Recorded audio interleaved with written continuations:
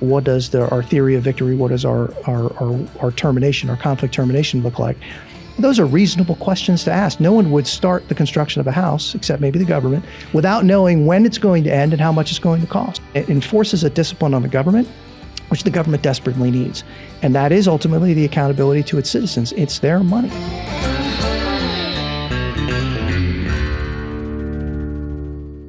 Hello and welcome back to the Kevin Roberts Show. I am fired up, maybe even more than usual, about this week's conversation. You are in for a real treat for a whole lot of reasons. Most importantly, you've heard me say, if you're someone who's ever had the privilege of stepping into the building, as we call it, at the Heritage Foundation, that the greatest part of working at Heritage is our people. And one of our new people, who's not new to the world of policy and politics, is my guest this week. My new colleague, my new friend, Robert Greenway, our director of the Center for National Defense, someone who served 6 combat tours in Iraq and Afghanistan as part of the U.S. Army Special Forces, someone who was the principal architect of the Abraham Accords, someone who, for us at Heritage, and therefore for the conservative movement and for the country, we anticipate will be the architect for a new defense posture, a new defense policy, which is certainly rooted in conservatism, but also pragmatism. All of that to say, he's also a nice guy. Rob Greenway, thanks for being here. Great pleasure. Thanks for having me, sir. So we're going to get into the heavy stuff. But I told you, even when we first met weeks ago, I said, I want to know your story. And when someone hears what really is a short version of your biography, you're a humble guy, so you wouldn't want me to say much more than I did. They think, oh, you know, this is going to be heavy on policy. There's going to be a lot of data. We might get into that. But I think your story is fascinating. So tell me why you got to do what you've been able to do in life in service to this country.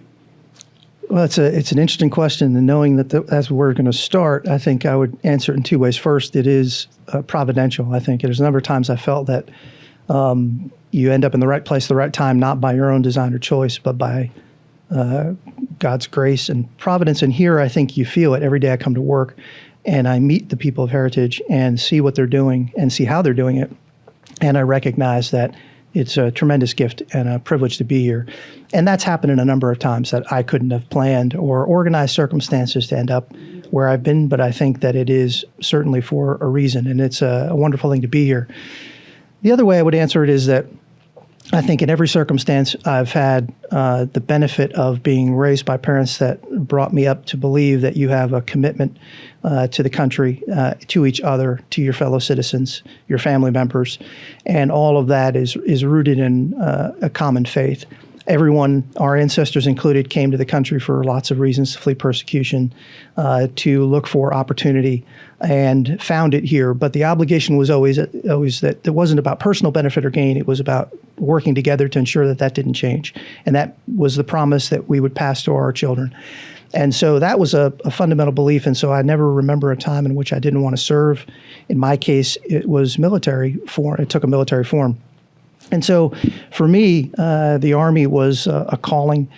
I started out as an armor officer. It's what I always wanted to do. And after 3 years of it, realized that those things require more maintenance than they do operation and fun. So I ended up making a transition after about 3 years and joined assessed and was selected to become a Special Forces officer, and spent most all of my time since really working in and around mostly the Middle East with a few exceptions. And as a result of it, that I come by sort of my policy experience, opinions, and judgments as such as they are by virtue of that experience. And so different, I think, than most of the ways that people, especially in D.C., arrive at their policy experience and conclusions.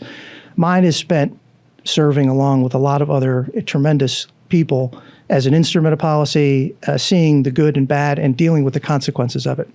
And based on that, you get to a certain sort of judgment, I think. And I look at it differently. I look at the threats we face differently than some.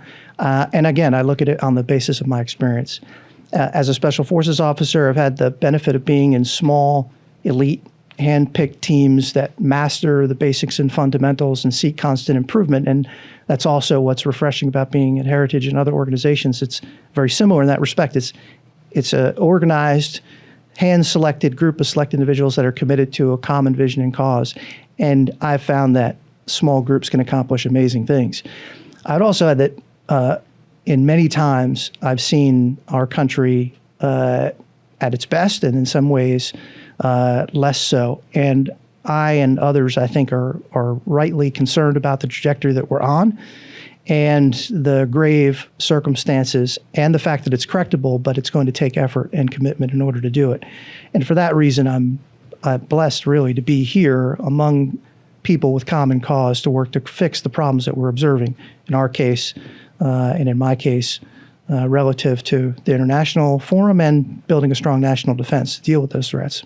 There's so many levels and aspects to that, and we're gonna try to get into as many of them as we can with the time that we have. But before we do that, I would be remiss if I didn't observe that we're sitting here having this conversation the week of 9/11. And as we talk here at Heritage on 9/11 this year, 22 years afterwards, there are many aspects to that for me are surreal. I know they have to be for you. You were serving in uniform and in direct response to 9/11. But I think one of the things that concerns me is the large number of Americans who, I won't say don't care. I wouldn't ascribe that to them. Most Americans are great people, but didn't even take a moment, best as I could tell, to commemorate the day. And that seems dangerous to me.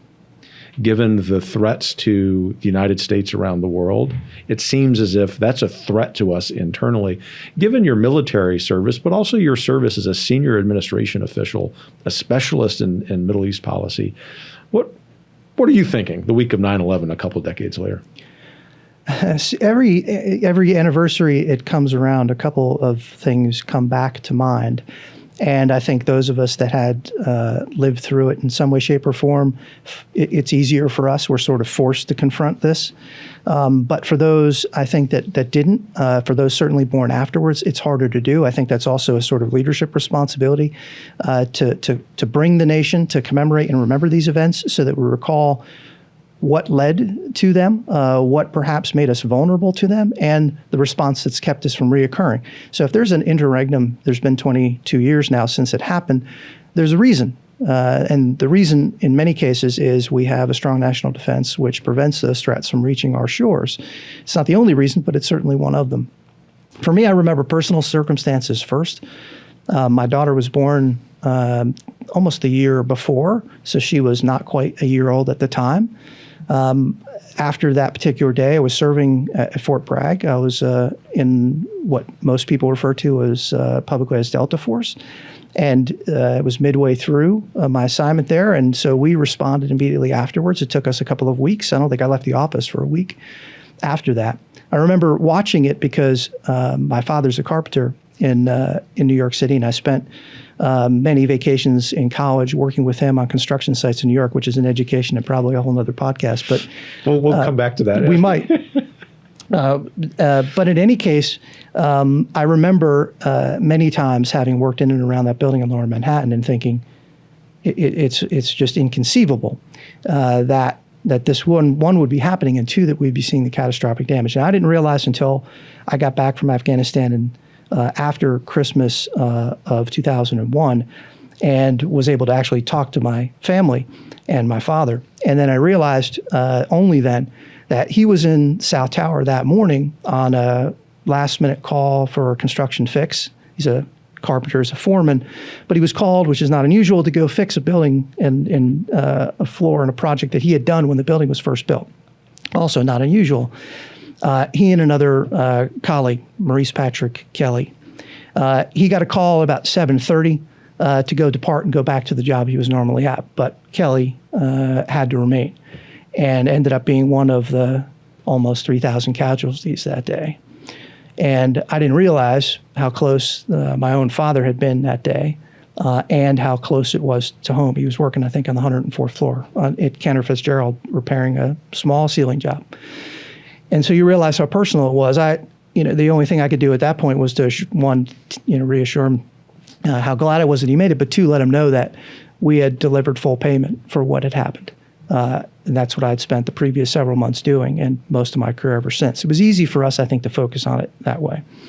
And then I'd say second is in the intervening years, having gone back to Afghanistan several times, and now looking at where we're at, knowing that we have essentially reverted control of that country to the people that we wrested it from, and essentially an affiliate of al-Qaeda. There's no distinction really between them. And we've not only done that, we've given them control greater than that they enjoyed when we arrived there, and we gave them about $83 billion worth of equipment and infrastructure. So we are now the world's largest terrorism sanctuary, equipped at a level in which ISIS would be incredibly jealous, and that is going to haunt us desperately. And I would add, too, that ironically, as we saw yesterday in the notification to Congress, the administration formally notified them that they were transferring at least $6 billion from South Korean banks, frozen Iranian money that we assiduously guarded during our term in office, and for good reason. And that's now been returned back to the regime in Tehran, the world's largest state sponsor of terrorism, which is home to al-Qaeda's current leader, Saif al-Adil, and many of its senior leaders. And when you put all of that together, as I'm sure it must sound, it's a gut punch. And it is because regardless of where, what role I may play in the future, which I doubt will be of consequence, but I know people in my same circumstance in 2001, I know what they're going to face if they have to confront this problem again on unfavorable circumstances. And that bothers me a great deal. We are wittingly providing ammunition and fuel and funds to our adversaries, and someone's going to pay a price for that. And as I said in the beginning, sort of my policy experience is knowing what the costs and consequences of policy decisions are. And that is disturbing.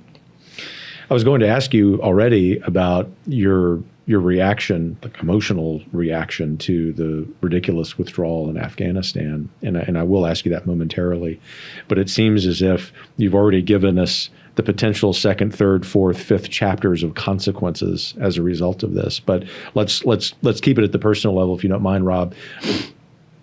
When you learn what's happening in Afghanistan, having been someone who was there several times, you would not ascribe this credit to yourself, but I will, as a very grateful civilian for your service and the service of men and women in uniform. You were there, as you said, to make good on America's promise to settle the score. What's going through your mind as you see this happening?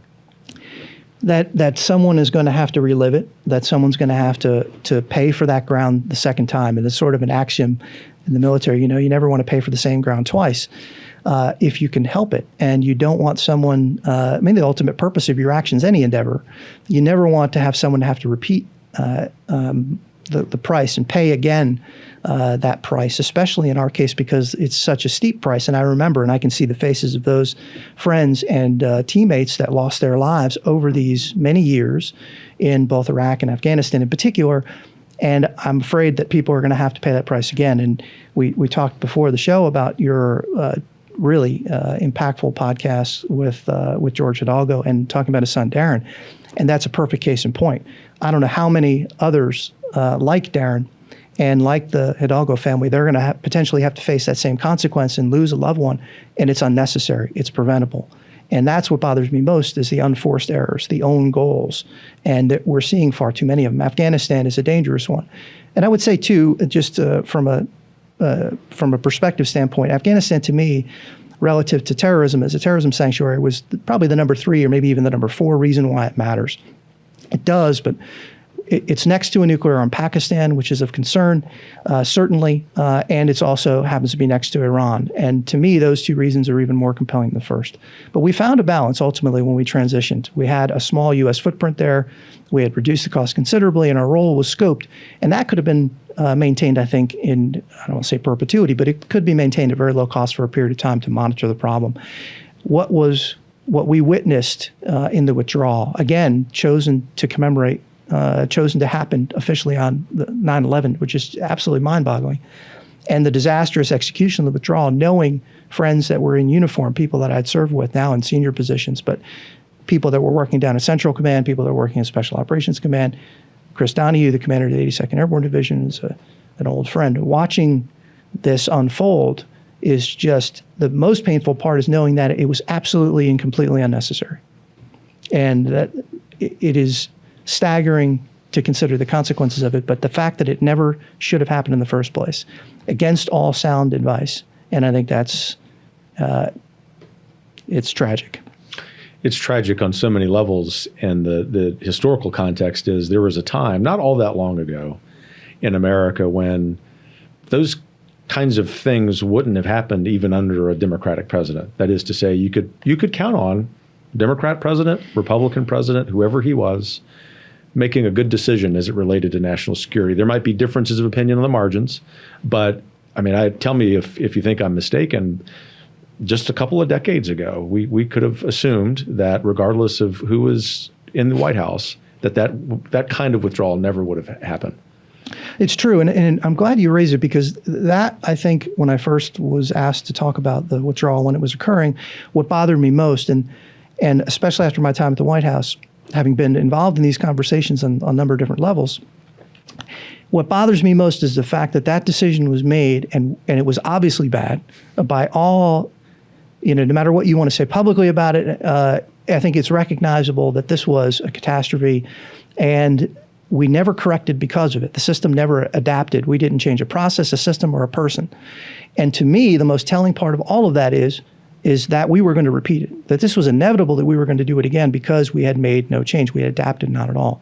And of course, it was done in complete contravention of the advice. Our system is built, such as it is, imperfect as it is, obviously staffed by people that are themselves imperfect, but it's designed to create balance and to present, if not consensus, options and recommendations. And all of that, as far as we know, got to the president completely in contravention to what he was determined to do. And I have to say, from personal experience, and it was publicly covered many times in the Trump administration, he would say, often as a negotiating position or deliberately to elicit a response, especially in public, that similar statements are made about the withdrawal from Syria, Iraq, or what have you, and Afghanistan for that matter. But we never did it because behind closed doors, you can make a case and he would appreciate it and understand. He also was loath, I think, in some cases, to indiscriminately contradict the advice he's given. He would do it, and his judgment was usually very good on this. But I have to say that he listened to advice, and that was enough in order to us prevent, I think, disasters like that. No, the proof is in the pudding, right? No war started in that 4-year term. That is true. And ultimately, I think we reduced our commitment. And we hadn't had a U.S. fatality in Afghanistan for over a year, which is a remarkable achievement. And I think with our Afghan partners, I think that position could have been maintained. Again, I understand the inclination to remove and to pull our forces back from having been one of those many, many times. I understand it, but it's our job. It's our job to prevent those threats from reaching our shores. And as my father was also a hockey player who got me involved in the sport, it's easier to stop a bus 5 miles an hour than it is at 20. And the point was, you want to defend as far into your adversary, your opponent's territory as possible, and it reduces the cost and effort. And it's true in the military sense, too. It doesn't mean we need to commit ourselves liberally across the planet to be the policeman of the globe, but it does mean when there's a legitimate threat, we should do so. But we should do so prudently and in a responsible fashion with the least amount of acceptable cost and risk to our forces. And in this case, we're now going to have to pay I don't know how much in order to recover from that. And we've already lost credibility. And I would add, too, that it's no mistake that Putin invaded Ukraine 6 months after the disastrous strong Kabul. And I say that because he invaded the first time when Biden was vice president after the notorious withdrawal of our enforcement of the Red Line in Syria. And there's no coincidence, I think, in either. And we may see further, I think, aggression as a result of that weakness. Let's hang on that point for a moment. In particular, your assessment of the U.S.'s ability to wage war and tackle whichever aspects of that you would like, whether it's from sort of an external national security, foreign policy point of view, or from an internal defense industry point of view. What's our ability as a country, if we must go into war, to actually wage it? It is a great question, the question. And I'd say our capability is deteriorating. And like decline in a range of other fronts domestically, it's a choice. And we are making a choice to accept risk, I think bordering on unacceptable risk, knowing what China is doing to arm and equip itself. I would say that this period of time is also, it's not a new phenomenon. Seldom do we rise on new circumstances. Truly, nothing is new under the sun. But if you look at the late 70s, you look at a time in which we were coming out of the Vietnam experience. We were transitioning to an all-volunteer force, and we were focusing our resources on really the conflict in Southeast Asia to a great extent. And I think reckoning with a Soviet Union that was paying time and attention to the buildup of its military at an unprecedented level.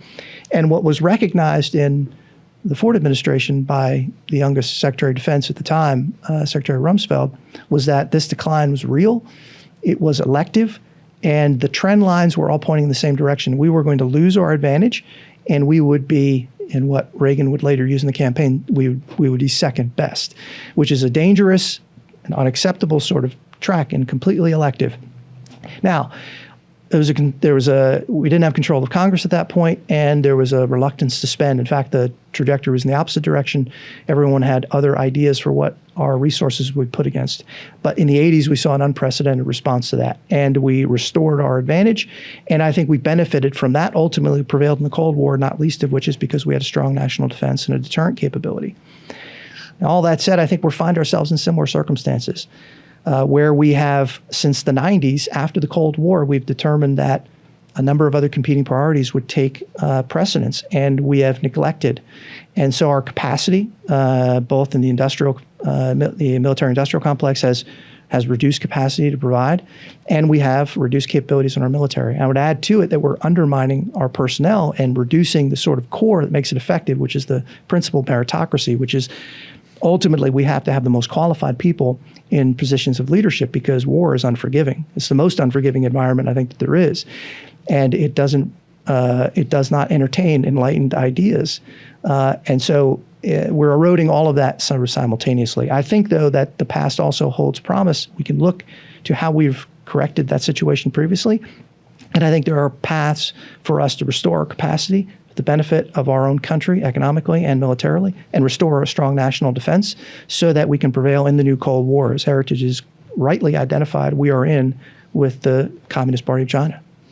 Policymakers in D.C., and we're talking about men and women who are friends, members of the House, members of the Senate, have an impulse that in a purely political context, I totally understand. All of us at Heritage totally understand. It's not our jobs to play the politics, although we have to be aware of the politics in order to elevate our policy proposals to be the most feasible, let's say. But there's a natural impulse that they have to say, we agree with everything Greenway just said, and so let's throw more money at it. And there's this other aspect for each of us at Heritage, which is fiscal conservatism. And not in this like strident, stubborn kind of way, although I would have no problem with that either, but to say, that isn't how you fix this. We have to, in my layman's terms, be more efficient. You're the expert here. I'm giving Rob Greenway the magic wand. How do you fix this problem? So I think those are two competing and beneficial tendencies. And I think they're healthy. And I think without both, you'll end up in the wrong place. You could overcorrect in either direction, and I think it would be a mistake, and I think we've seen that. I would say that we need to look at how we apportion our funds. I think we need to do it in the most efficient way possible. We owe that to the taxpayers. And we also, I think, owe complete transparency and accountability in the process. But we have a unique circumstance in which national defense is not a commercial enterprise as we would understand it. You have essentially one customer. And the industries, such as they are now consolidated from multiple major companies now into 5. We've lost almost 17,000 small, medium-sized enterprises in the defense industry in just the last 10 years. And so that creates distortions. And those distortions have to be recognized and they have to be corrected.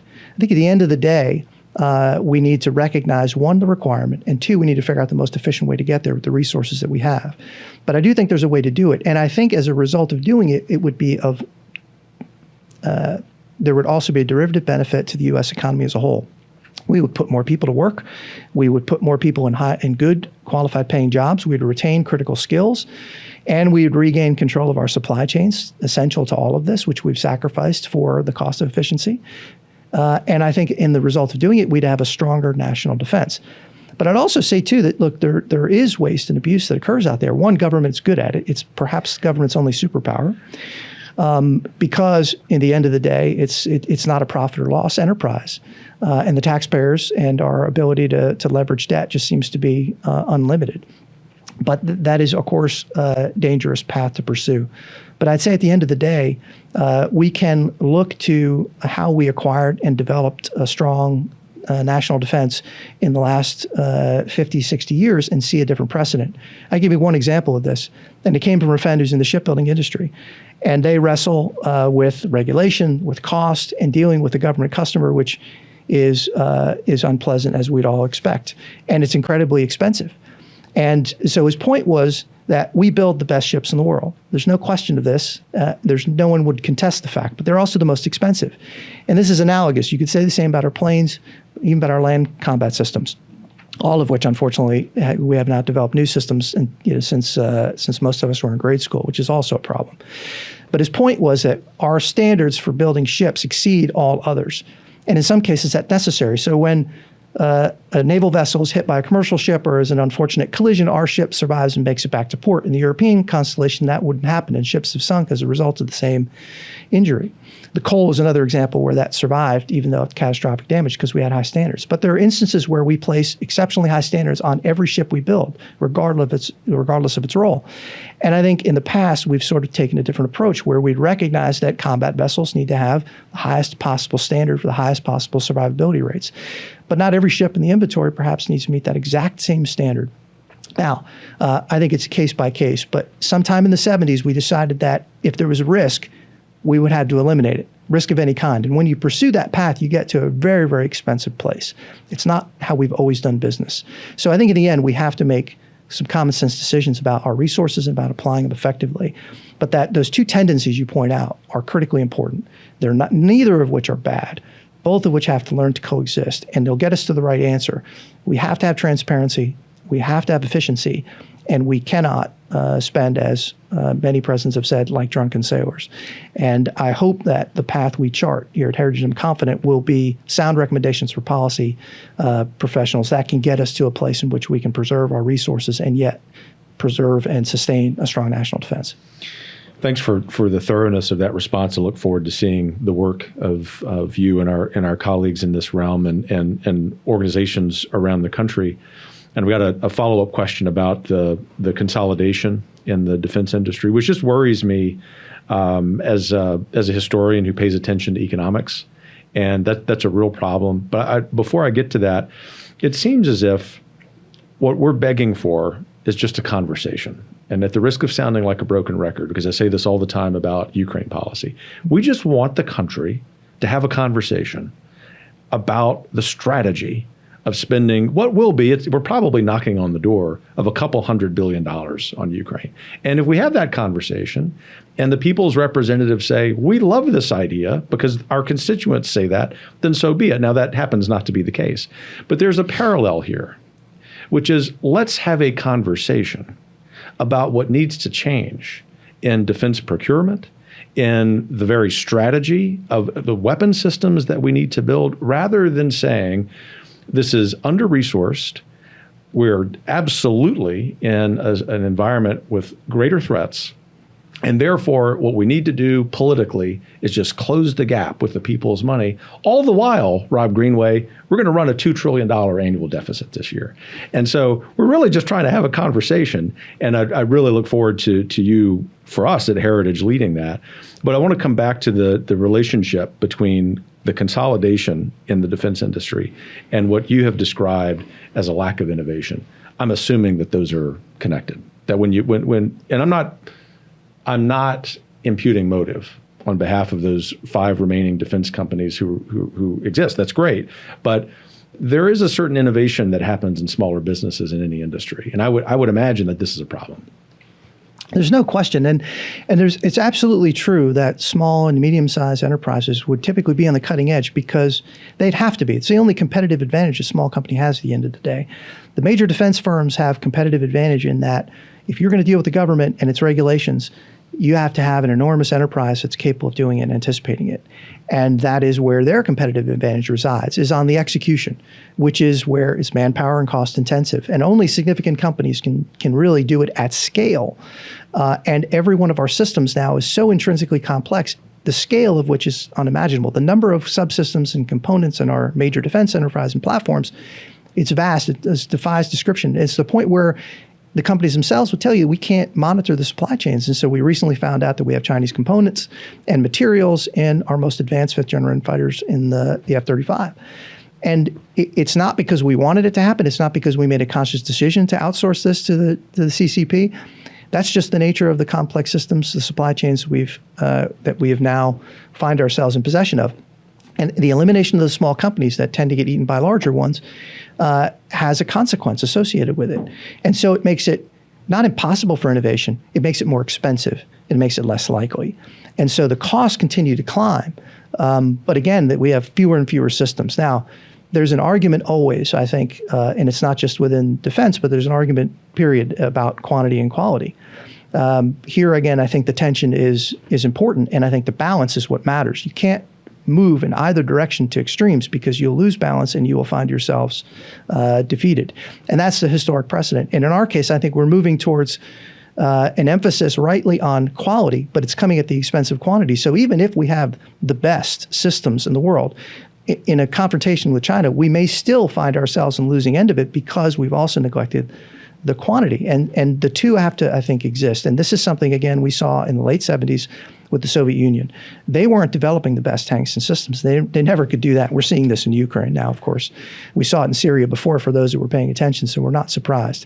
The reality is that you have to find that balance. And look, the Germans found themselves in the same circumstance. They had some of the most exquisite equipment available in the 30s at the start of the Second World War, but it didn't matter.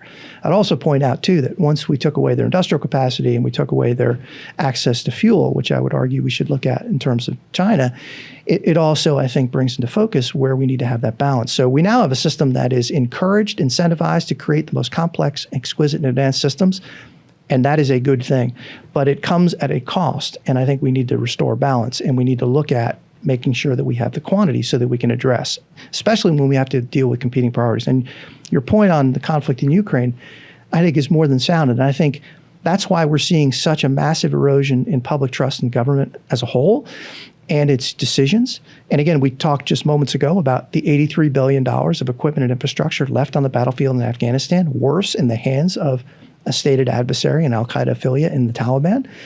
And now we're talking about not having a plan and not having accountability mechanisms and transparency in the checks that we're writing for another conflict, which both of us, I think, would agree a country invaded by Russia deserves our sympathy and attention and support. The question is, when we're going to commit resources to it, is to what end and at what cost?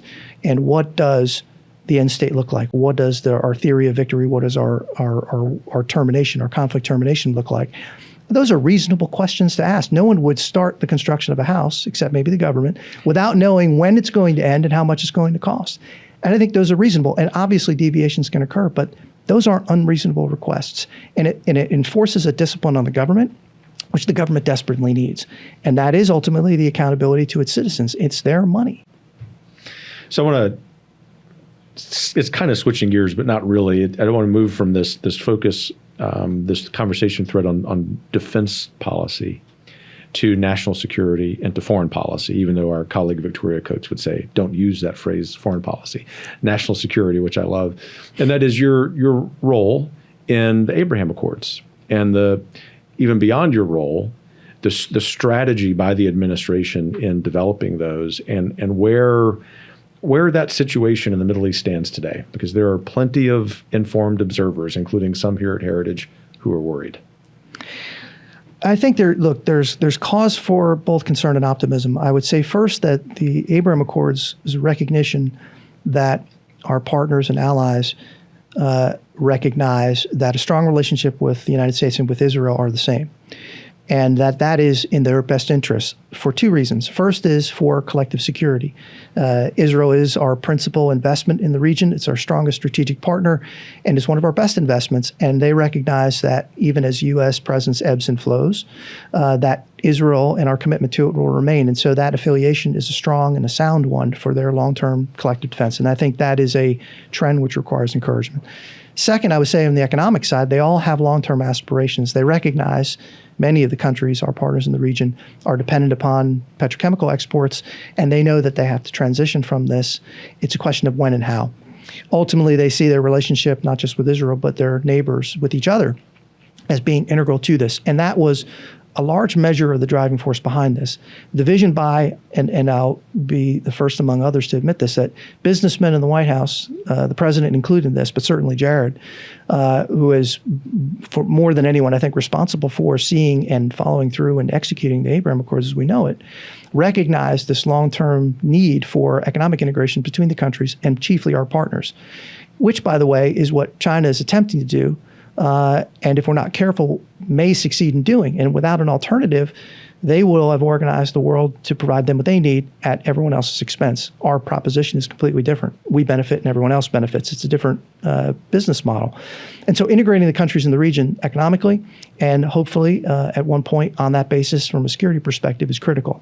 I'd also say that everyone recognizes that maintaining a vast overseas presence in the Middle East or any other part of the world is something we have to do cautiously, judiciously, and only if absolutely necessary. And so I think there's strong desire across the political spectrum to reduce our presence. If we do that, and the threat doesn't diminish, and it's not, then we have to obviously leave something in that gap. That gap is our partners and allies more properly equipped and more capable, along with Israel as a core component of it. So the vision was both economic and ultimately security, and the vision, I think, was based on their recognition that the future required this sort of integration. And there's a reason why no one anticipated it, and it's why I think sometimes government and the foreign policy establishment, the national security establishment, doesn't see these opportunities, and sometimes businessmen can. And I think the future is bright because this is an imperative for them all. But I'm also concerned that we're seeing a convergence of threats we haven't seen since '79. Iran is a big part of it, the biggest part of it. But I also think China and Russia factor in as well. If we're not careful, we'll see control of a global energy market that we are no longer necessarily dependent upon, but the rest of the world's economy is. And that is something I think that we can ill afford to do. I'd add, too, that China is completely dependent upon it. And regardless of anyone's desires, planes, tanks, and ships are going to be on oil for the foreseeable future. They're not going to be electric vehicles. They're very, very unlikely. I'm not a scientist, but I'd say that that's highly unlikely. And if they are, in fact, dependent upon it, we'd be loath to sort of allow that. In the sort of Second World War context, we started out targeting transportation infrastructure, roads and railways. The second place we looked was industrial infrastructure, and it was eventually a brilliant Army Air Corps pilot named Carl Spaatz who said, look, if they don't have gas, if they don't have oil, Germany produces none of it, then they can have, it doesn't matter about the transportation infrastructure, the industrial capacity, or how many planes and tanks they have. They will be completely unfunctional. So eventually we landed at the right spot. I think that same strategic logic applies here. We would not want to cede control of the global energy market and allow China and its ambitions to proceed unchecked. So I think we've got concerns in the Middle East. They're always economic. I think we have strong partners and allies. We'd be loath to ignore it. I think Israel is the bedrock for us in this sense.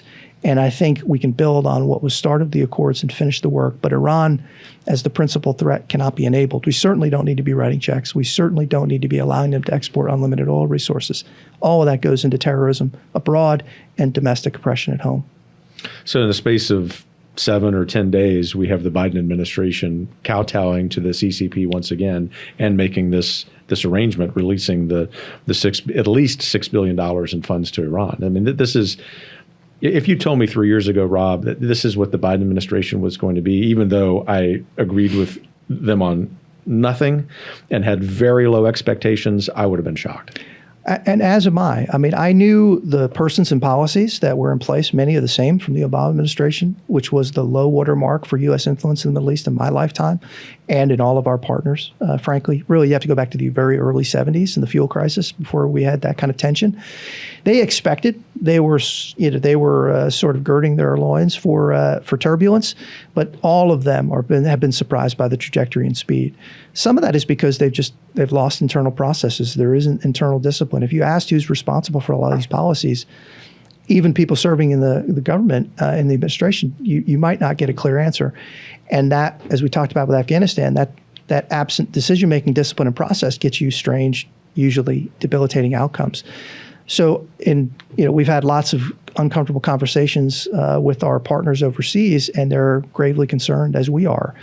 The problem is that, we also briefly mentioned this before the show today, is there's a remarkable consistency in the approach adopted by progressives in the left domestically and internationally, and that is favoring the victim here and reducing our ability to stop and deter and prosecute crimes. And the same logic is really being applied on an international scale. We don't need a strong national defense, and in fact, we end up providing advantage and resources to our adversaries. At the level, though, we're seeing it at is, frankly, is just breathtaking. It is staggering. The $6 billion was really 17 by the time you account in the funds that are processed now through Europe and through Iraq, and the lack of enforcement. Iran is exporting now a record degree of oil. A lot of that is going, almost all of that's going to China, and our neighbors are all, our partners and allies in the region are all being threatened by this adversary, and it's abundantly clear to everyone, but apparently ourselves. And Iran now is at nuclear threshold. They could build and test a weapon potentially in weeks, maybe months. No one's entirely sure. And I wouldn't be shocked if that were to be the case. And the consequences of that for proliferation and, again, to the world's trade and energy markets is staggering. It'll make Ukraine and the consequences of what's going on in Ukraine seem pale in comparison, because they would be. And I don't think our or the world's economy is prepared to deal with it. But why we've made a conscious decision to fuel our adversaries to the extent that we are is really, it's beyond description. So come full circle in the conversation, a couple of final questions, if you don't mind. And one of them is to confront all of these challenges, we have to do a better job with military recruitment.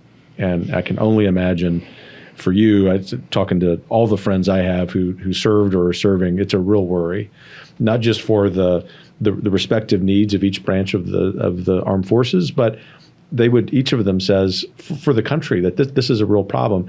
Heritage, I think, had been really good about talking about one of the components there, which is this emphasis on wokeness. And it seems like misaligned priorities. How can we fix this? It is a great question, and it exposes a lot of fundamental problems. Because in the end, it's not just ability to sort of recruit and retain personnel, which is the core of our military and the all-volunteer force. That's certainly true. But it's more than that. When I first came in the service and transitioned, as a matter of fact, one of the contributing factors, in addition to the maintenance of tanks to leave and to go to special forces, was the fact that the Army was drawing down, that we were drawing down in Europe where I was stationed. We were turning our equipment into storage, and the Army was, for the first time in generations, reducing significantly. And of course, that's a huge turbulence and a disturbing thing to be part of. But we also saw really strange attempts to engineer the promotion system and interfere with the sort of the trust bond between lead and leaders. And when that shows up at the time in a variety of different policies in the 90s, at the same time we're decreasing our spending and decreasing our size, all of that tension tends to boil over, and it produces ineffectiveness, inefficiencies, and you get recruiting and retention problems. Not surprisingly, we're seeing a same sort of convergence in the 90s as we saw in the late 70s. We have three crises in recruiting in the all-volunteer force since we've established it in the very early 70s, wisely. And they bear striking similarity. The first is we've had an embarrassing sort of defeat of some sort. We've had a reversal. Vietnam, Mogadishu, Somalia in the 90s, and now with Afghanistan to be acute.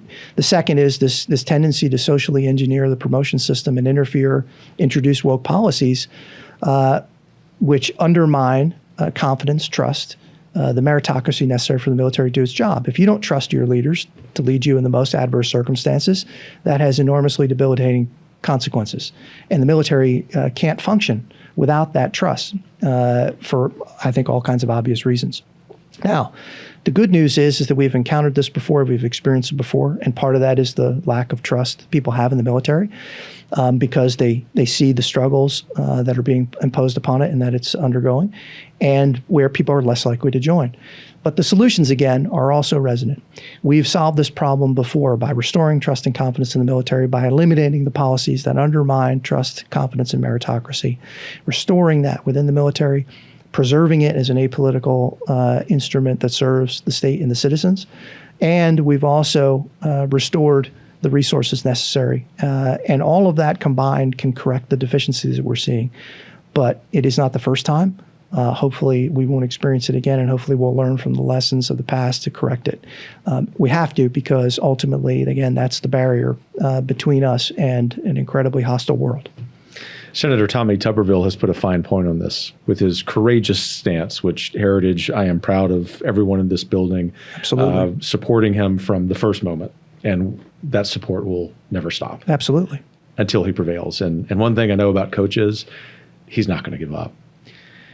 In the last several days, some fellow Republicans, good men and women, have said he's wrong because he's costing America its military leadership. What's your advice to them? The facts don't support the conclusions first. As Senator Tuberville has pointed out rightly, acting and performing the duties of, it's the way the system's built. The next person always will serve that function. So there's no critical gap in capacity because of these vacancies, which he's also right to point out he is not preventing. They could all go to the floor if the Senate decides and the Senate Majority Leader decides to present us to a floor vote. And so it is an artificial statement at its core. And so if you're looking for the solution is, if you really want to bring them to a vote, go ahead. And then you'll expose, I think, a host of other issues as a result of it. But then I think the core of the issue and the principle behind it all is there are laws. There are laws that state that federal money will not be used to support abortions, and for good reason. It's the law, and the institution that's responsible for making and promulgating these laws should, I think, recognize that first and foremost and insist on adherence to it. And we now have a Department of Defense, really an administration that is imposing a view and a practice that is not consistent with the law. And it's also something that it has not done before, and it is not necessary for military readiness by any stretch. It's the opposite. Imagine, as I do, a service member who has a death in the family and is allowed leave. This is well established, but has to pay for himself to get there to the funeral.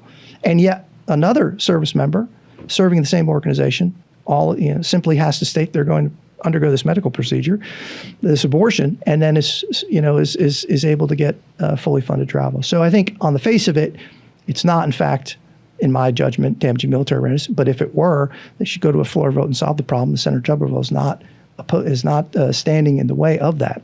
And then lastly, let's just comply with the law. That's the ultimate necessity here. And again, whenever the military strays from its initial primary focus to fight and win its nation's wars, problems arise. This is no exception to it. This has nothing to do with fighting and winning a war. And the last thing I'll say is that imperative, that insistence on focusing on that is absolutely critically essential. And everyone in the military recognizes it. And whenever you deviate from that, you have terrible consequences. And that is something we can ill afford. The policy alone is unconscionable. And what's almost as unconscionable is a fellow Republican saying that Tuberville is wrong.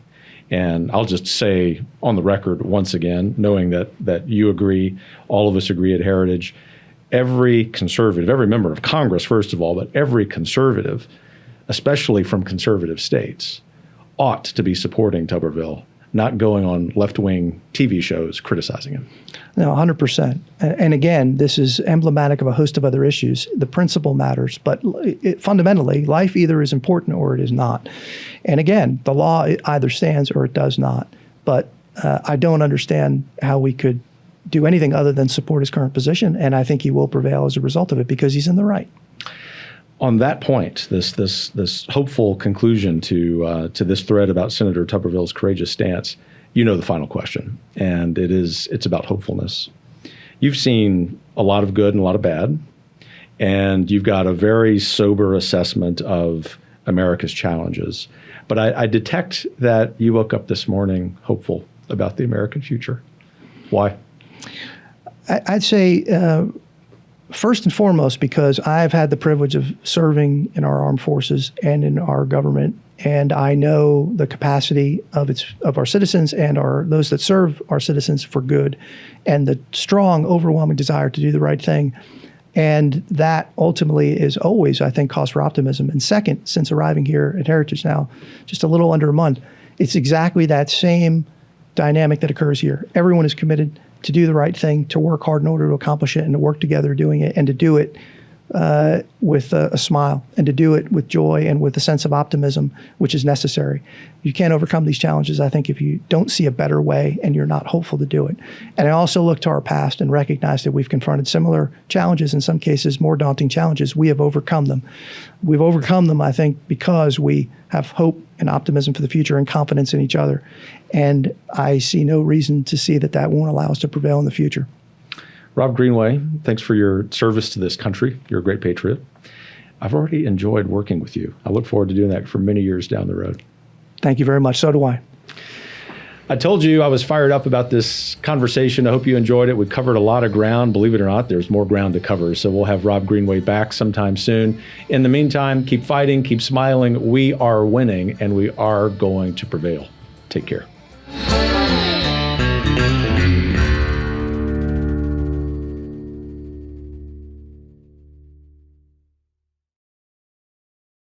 The Kevin Roberts Show is brought to you by more than 500,000 members of the Heritage Foundation. The producer is Philip Reynolds. Sound design by Lauren Evans, Mark Guiney, and Tim Kennedy. For more information and to subscribe, please visit heritage.org.